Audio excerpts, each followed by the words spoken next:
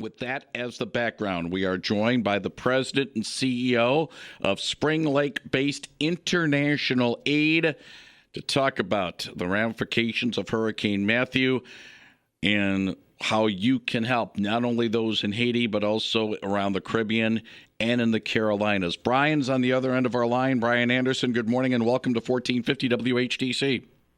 Good morning to you. Thank you for making time for me this morning. Mary Ellen Murphy is with me. My name is Gary Stevens. Let's talk a little bit about mobilization, getting ready.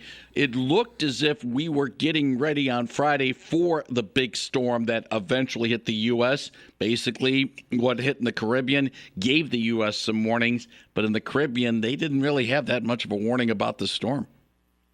Well, they knew it was coming. Unfortunately, they in many ways lacked the resources to do much about it.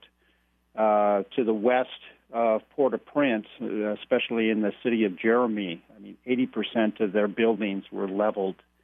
And as you mentioned, setting the stage, one of the biggest concerns right now is an outbreak of cholera. Now, this comes on the heels of many parts of that nation, especially, still not totally recovered from the devastating earthquake of a decade ago. Well, that's exactly right. In 2010, the earthquake that hit them, they were affected in 2012, again by Hurricane Sandy, which was so devastating to our East Coast, and then to be hit again here in 2016. One of the things they're definitely battling just overall is feelings of hopelessness.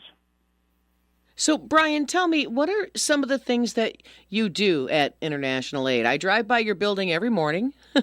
Very big building in Spring Lake. A lot of people don't know that it's located there. But what are some of the things? I know that you provide health products, hygiene kits. Tell us a little bit about the medical equipment services and the lab in a suitcase that you guys provide.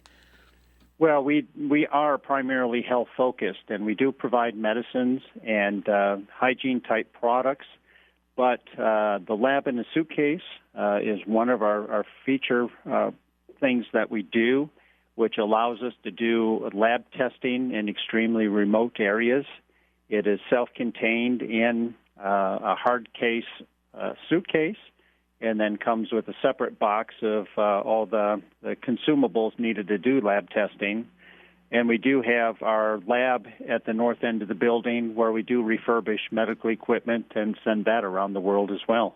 That's pretty amazing. Have they said, do you know exactly what is needed right now down south? Well, what we're sending now are our hygiene kits that have been assembled, and they were ready to go. So we have 12 pallets of those kits going out today, and we're working with an organization in Chicago who is looking to pack another 10 pallets of kits. Hygiene is so important to help just reduce the spread of disease, and right now that is a big concern in Haiti. And how can people help? What is the best way for someone to help that's listening right now? Well, the best way, of course, and I think most organizations would agree, would be just financial support. That gives us the greatest flexibility to do what's needed where it's needed. And that is Brian Anderson, who is the president and CEO of International Aid based out of Spring Lake.